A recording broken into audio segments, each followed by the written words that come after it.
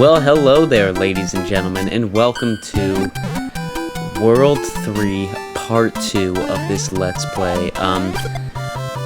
Things are going to be a little bit goofy this episode. This world, like I said, it was taking me forever.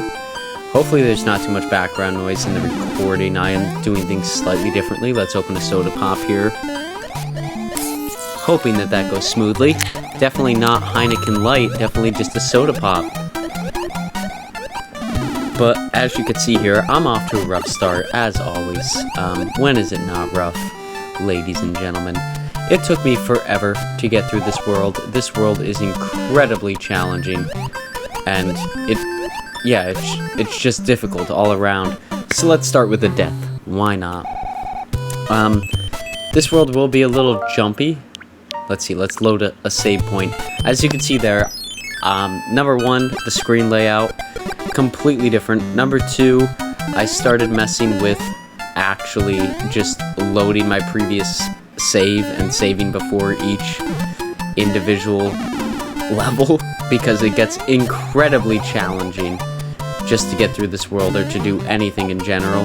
So yeah, I'm just honestly that's how I play through the rest of it, is just load what you have, make it through. Once I make it through, I make a clean cut of that one.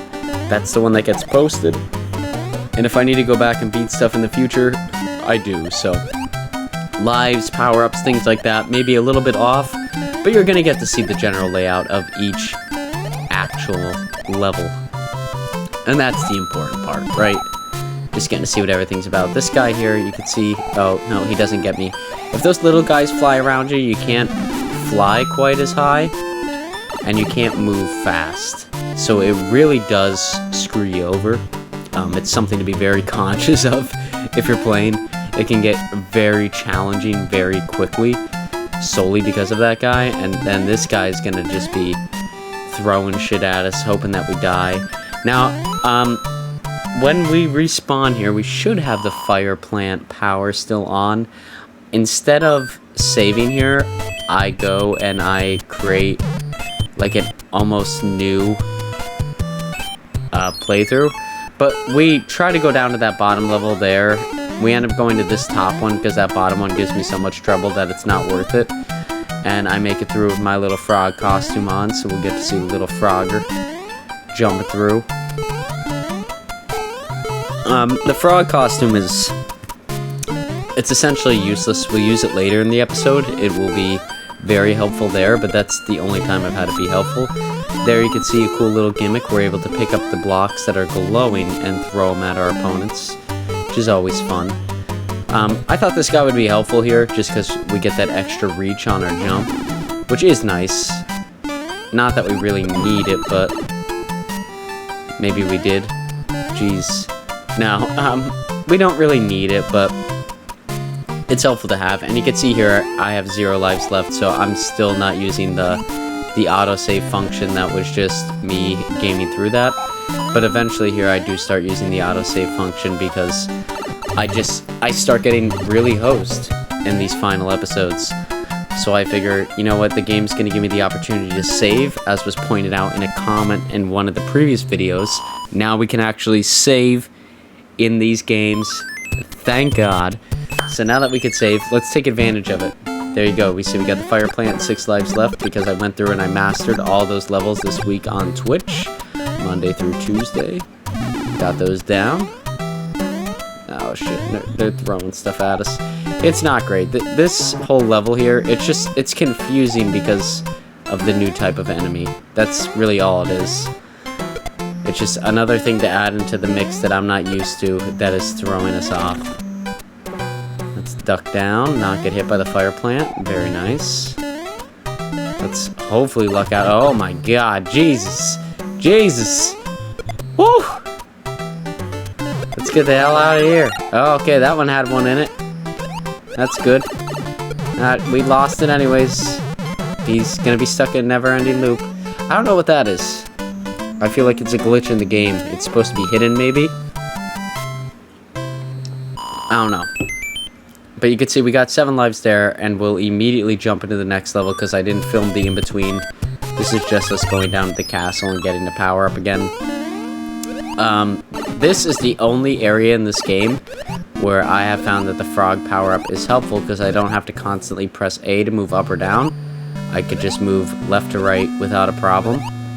So the frog power-up here, very, very helpful, especially because you'll see coming up here in this next little room, we have to deal with these ghosts on a stick, in which we have a very limited space where we can actually walk without being hurt. Let me know. I know that like some of the details in the background and stuff will be a little glitchy because it's shooting at 60 FPS and the game isn't running at that speed, so there's little lines and stuff like that. But let me know if you like the general layout a little bit better, where you can see the player one and the black background. It kind of takes away from the game, I feel, in a way. But at the same point in time, it's just a lot easier to make sure everything's a one-to-one matchup and the screen isn't jumping around and stuff like that. So, you know, if that really bothers anybody, please let me know in the comments below. But I feel like that should be an easy fix. Let's jump into World 6 here now. You can see I go down this tube just to see what it's about. And it doesn't lead us much to anywhere, back to the beginning of the map. So if we were doing this the legitimate way like we used to have to do in Super Mario Brothers, we now have that advantage. But let's jump into this world. This map sucks. You can see we luck out there by killing Big Bertha. And we need... This is why it took me so long. It took me all of Monday to get to this point, because we need to kill Big Bertha in this... in order to, like, go anywhere. Like, if Big Bertha is alive while we're playing through this episode, we are done. That's just the simple facts. If Big Bertha's alive, this whole thing doesn't exist. So if you're not going through with the fire plant power, you're done. You're absolutely destroyed. And there I lucked out because a Koopa Troopa was underneath me, and I hit it while I was underwater, which killed it. But like I said, yeah, if Big Bertha's roaming around here during this episode, you're completely screwed. There's nothing you can do. You're gonna die almost every single time. Up until you get to this point, because at least at this point, you have some leverage over Big Bertha. You don't have to deal with Big Bertha as much. And there should be a tube right up here. See, these episodes are nice. They don't seem that hard when I cut and splice them and things like that, but like the amount of times it took me, you can see I just walked to the finish anymore because it's so difficult that I can't care. And you can see there's a little glitchiness there going to the next episode. This one I actually didn't need it. I was actually able to beat this one in one shot without losing anything. So this level here isn't as hard in my opinion. It's still definitely challenging, but it's not as bad as the previous levels, where the previous levels were just unfair outright. And you can kind of see that here, because if you watch the other episodes, I immediately go for the power-ups. Here I'm kind of exploring, seeing what power-ups we can get. I knew that was going to be in there, just because that's like a Mario gimmick. Now I have to run, duck. I don't know what these bomb functions are yet. Run and duck, get underneath that. Which, if we were using the old capture card, that would never be possible. So it's nice to see that we're finally up to speed. You know, I'm definitely still a little bit slower, because regardless of the capture card you're using, you're always going to be a little bit behind. But we're definitely doing a lot better than we were in the original couple episodes, so it's nice to see that. Nice to see that we are finally up to speed, and if we are under speed, it's by milliseconds at this point, so probably won't be a problem until later worlds. Let's see here, I finally got my fire power up. I try to go up just to see if I can avoid all this mess down here. It's not too bad, just 2 fish, but I also don't want to get involved in that if I don't have to. Let's go up here. Let's see if we can kill this guy. Oh, cutting it close, Average Joe. Cutting it close. What are you doing? Try and walk under him? Okay, we can walk under him. We're good. We're solid, folks. Let's just walk into the sunset here. Just walk in there. Very nice. Now you can actually see. I'm going to include it right in the video, not to cut it out. I am creating save points between each level. Because, man, this game is hard. That really all I could say about it. It's just difficult. So, in order for me to progress and to keep things on schedule, I'm going to have to save.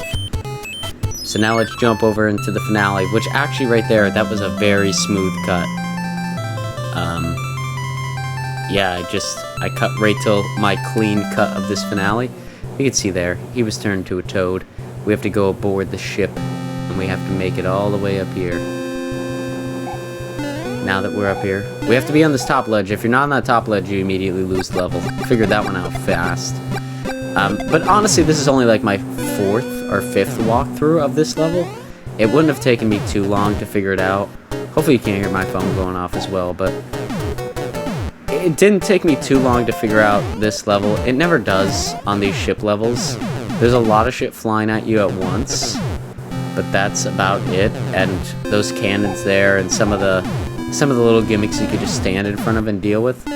This one really throws you because it wants you to rotate that thing all the way through. There's no incentive to do that. There is in later worlds, but right now, no incentive to do that, so don't do it. It's a complete waste of time. But we'll go here. Those guys can't hit us from up there, but they'll hit us when we're trying to go up onto this thing. Which you can see we beat that flame by a couple seconds there.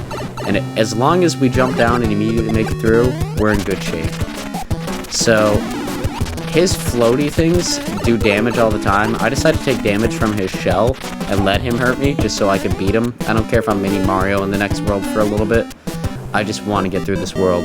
And that is the end of this world, ladies and gentlemen. I am so excited to say that that is the end. It took forever to beat World 3. We have 6 lives going into World 4.